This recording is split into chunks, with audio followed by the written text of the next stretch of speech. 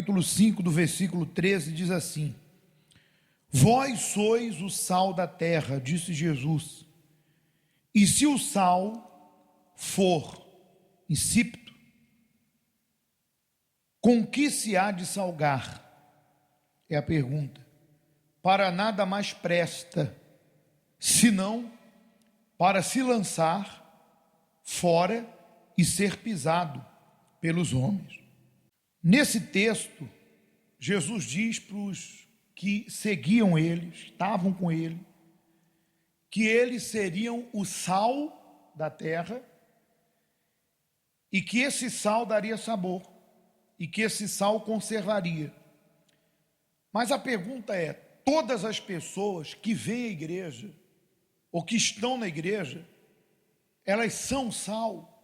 Elas podem ser sal? Porque às vezes a pessoa pensa, o fato de eu estar na igreja, frequentar a igreja, significa, pastor, que eu já sou o sal da terra? Ou seja, eu vou dar sabor à vida de outras pessoas e eu vou ser conservado para viver uma vida, podemos assim dizer, realizada? Claro que não. Só é possível eu e você nos tornarmos o sal da terra se nós nascermos do Espírito de Deus.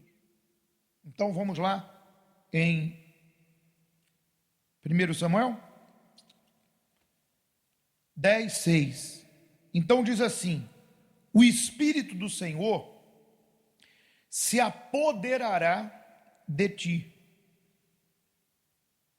e profetizarás com eles, e tornar-te-ás o quê? Um outro homem. Aqui está o caminho para que eu e você venhamos nos tornar o sal que o Senhor Jesus mencionou em Mateus 5,13. Qual é o caminho? O caminho é eu e você sermos possuídos, como está aqui, se apoderará, possuídos pelo Espírito Santo. É fácil entender. Quando a pessoa é possuída por um demônio, qual o comportamento dessa pessoa? Os piores possíveis. Quando eu era possuído por um demônio, eu ouvia vozes, eu via vultos, eu era extremamente perturbado, tinha uma natureza má, eu era inclinado para fazer o mal. Não manifestei demônio. Minha mãe manifestou demônio, eu não manifestei. Mas isso não significa nada, porque o demônio que estava dentro dela era o mesmo que estava dentro de mim. Que tanto herdamos quanto buscamos na bruxaria. Então nós éramos cheios de mágoa, ódio, tristeza, perturbação, inclinados para fazer o que é mal. Por quê? Quem tinha se apoderado de nós? Os demônios. Era eles quem se apoderava de nós. A pergunta é: nós éramos sal? Insípido. Ali fala, se o sal se tornar insípido, estragado, para nada presta. Nós éramos um sal estragado, que não dá sabor. E é o que acontece hoje em dia. As pessoas estão possuídas pelo mal, estão possuídas pelos sentimentos ruins que o mal promove, e elas vivem infelizes com elas mesmas, e elas vivem felizes com o próximo. Ou seja, elas não têm sabor na vida delas, não têm gosto, como elas não conseguem dar gosto para ninguém. Elas não se conservam no que é certo, como elas não levam outras pessoas a se conservar no que é certo. Mas também pudera. O que elas têm? Elas têm sal? Não. Podem ter sabor? Não. Podem dar sabor? Também não. Podem se conservar no que é certo? Tampouco. Tem gente que até quer fazer as coisas certas, mas por ela não ter se entregue para Jesus, por elas não terem reconhecido Jesus Cristo como Senhor e Salvador, elas não vão se manter naquele caminho. Significa dizer que essas pessoas sempre serão insossas, mesmo que venha à igreja. Nada presta. Se chove, não presta. E se faz sol, também não presta. Nós acabamos de ver um vídeo que fala de gratidão. Elas nunca vão ser gratas. Por quê? Porque o problema está dentro. Elas estão vazias do Espírito de Deus e de repente estão cheias de um espírito ruim. Aí o que você espera? Uma pessoa que dá sal, que dá sabor? Não, insossa. Critica tudo, reclama de tudo, nada presta. E é o que a gente vê nesse mundo. O que acontece hoje em dia? As pessoas estão tentando buscar sal do lado de fora, mas o sal tem que estar onde? Dentro, que é o Espírito de Deus, que se apodera e me transforma naquilo que eu quero ser, feliz. Aí as pessoas buscam sal aonde? Nas drogas. Buscam sal em quê? Nas amizades. Buscam sal aonde? Na vaidade desse mundo. Aí a pessoa deixa de viver quem ela é para se tornar a imagem daquele ídolo, porque a pessoa, ela é vazia, então ela quer se autoafirmar em alguém ou em alguma coisa, ela quer aparecer. Você acha que as pessoas que não vivem a personalidade delas, que querem se parecer com A, com B ou C, você acha que isso acontece por quê? Porque elas são vazias. E elas pensam o seguinte: se eu me parecer com o fulano, se eu agir da forma do ciclano, eu vou chamar atenção, eu vou ser importante. A questão é que o ser humano está tentando buscar sal do lado de fora, não vai encontrar. Pode viajar o mundo todo, continua insossa, vazia, triste. Veja que as pessoas, nem elas sabem o que querem. A pessoa pensa assim: se eu casar, eu vou ser feliz. Casa e fica pior do que estava. Porque ela não é feliz com ela mesma e não vai conseguir fazer outra feliz. Isso é óbvio. Porque se eu não tenho sal para mim, eu vou dar sal para os outros? Se eu não tenho luz comigo, eu vou dar luz para outra pessoa? A pessoa pensa: eu vou ser feliz se eu tiver aquele carro, se eu tiver muito dinheiro. E de repente alcança. Alguns de uma forma honesta, outros de uma forma desonesta, mas continuam infelizes. E dependendo do que fez para conseguir o dinheiro, destruiu a saúde, destruiu a família e destruiu o casamento. Porque tem gente que na ambição de querer ter alguma coisa, elas passam os outros para trás. Engana. Abre mão da vida, do relacionamento, da família. Então, você vai ver, quando você acorda até a noite, ou até a madrugada, o ser humano aí fora está atrás do sal. Só que onde é que está o sal? Em Jesus. O sal está em Jesus. O sal não é de fora para dentro, é de dentro para fora. Aqui nesse versículo diz: o Espírito do Senhor se apoderará de ti, profetizarás com ele e tornar-te-ás em outro homem. E qual é a prova disso? O que mais temos hoje na igreja são pessoas que eram insossas, E hoje elas são sal.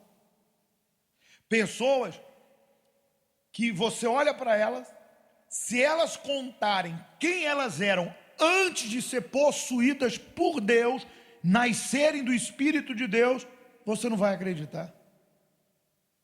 Eram pessoas má, drogadas, endemoniadas, perversas,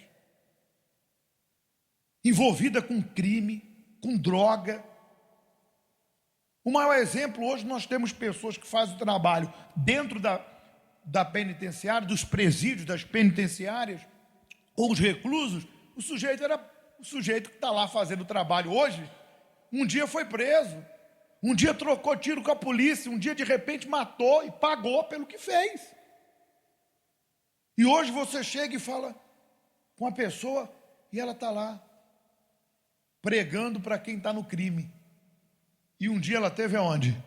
No crime. Mas quem reabilitou ela? Quem fez ela mudar? Será que foi o sistema prisional que fez a pessoa mudar de ideia porque ela ficou lá dentro vários anos? Ué, mas não é isso que a gente vê. Tem gente que paga 10 anos, sai e volta para o crime. Tem gente que volta, paga 20 anos, sai, no dia seguinte está no crime de novo. Aliás, tem uns que estão lá dentro e que nunca saíram. Então quem transformou elas em outro homem? Foi conselho da mãe? Ah, meu filho, segue o que mamãe está falando. Se conselho fosse bom, não se dava, se vendia. Quem transformou aquela pessoa no outro homem? Quem fez ele perder a fissura pela droga, pela vaidade, pela ganância de querer ter, aparecer para os outros? Está aqui a resposta. O Espírito se apoderará de ti e te transformará e te tornar-te-ás em outro homem. Um sujeito que era cruel, violento, hoje não faz mal nenhuma formiga. Pacato, cuida da família, honesto, e olha que era bandido, hein? E falta de proposta não é, hein? Porque se você disser assim, eu quero mudar, mas as propostas são muitas, as propostas nunca vão acabar. Você não muda por ausência de pecado ou de tentação, você muda quando você está decidido a seguir o caminho de quem? De Jesus. Porque se você disser para mim, eu estou no pecado, porque o meu vizinho da direita e da esquerda são má, ele é mau, e você? A vida é feita de escolha. O problema hoje de muitas pessoas é jogar a responsabilidade das suas escolhas em terceiro. Eu estou assim por causa do meu marido, eu estou assim por causa do meu filho, estou assim por causa do meu neto, estou assim por causa da minha avó, estou assim por causa do meu pai. Não. Deus te deu uma vida, Deus te deu uma escolha. Faça a melhor que você pode fazer. A este povo dirás, assim diz o Senhor: eis que ponho diante de vós o caminho da vida e o caminho da morte. Quem escolhe por mim? Quem escolhe por mim? Quem escolhe por você?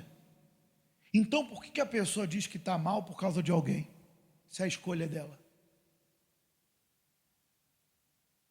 E é nisso que Deus vê quem quer ser possuído por Ele e quem quer ser possuído pelo mal.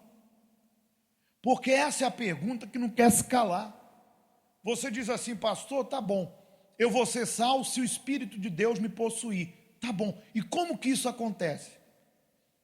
Isso acontece quando Deus vê para quem você se inclina. Você está se inclinando para que lado? Porque Deus está neutro, no sentido de tomar decisão por você. Ele não está neutro no sentido de mostrar o caminho. Aí Ele mostra. E Deus fica observando você, e Deus quer ver para quem eu me inclino. Está ali a coisa errada. O caminho está, eu sei que aquilo ali é errado. Eu estou andando ali. A escolha de se desviar é minha ou de Deus? É minha.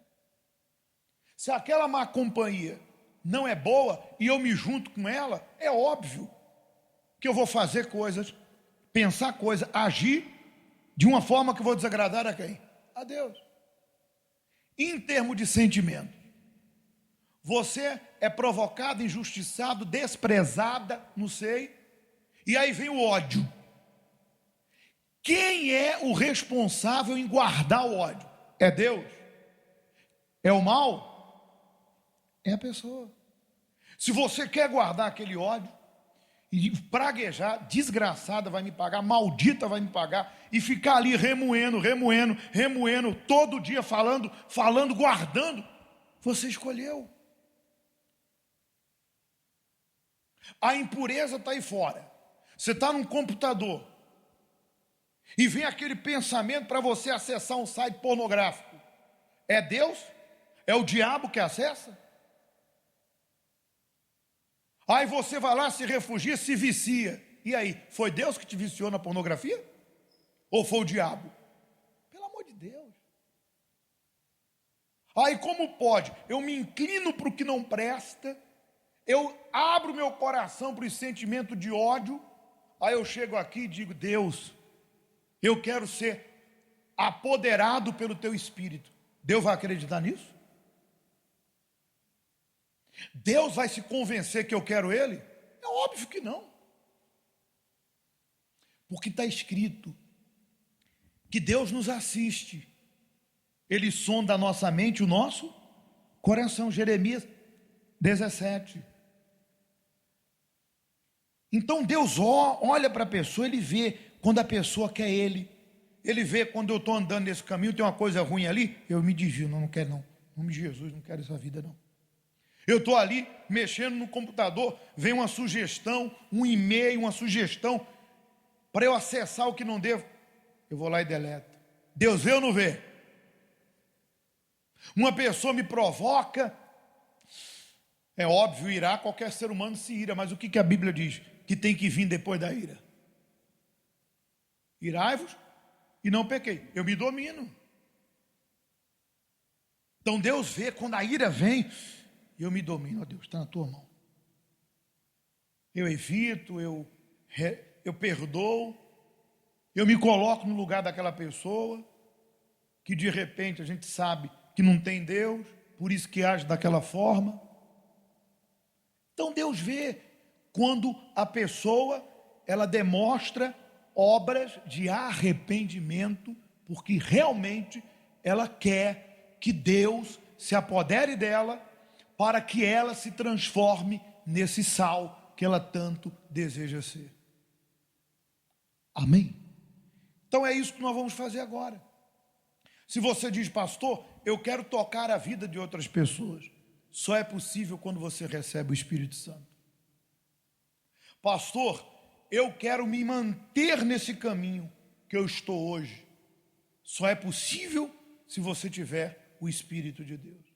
Porque virão provas para mim e para você, injustiças, tentações, que irão tentar fazer você abandonar sua fé em Deus. Não é igreja não é religião não, é a fé em Jesus Cristo, porque o que salva é a fé em Jesus Cristo.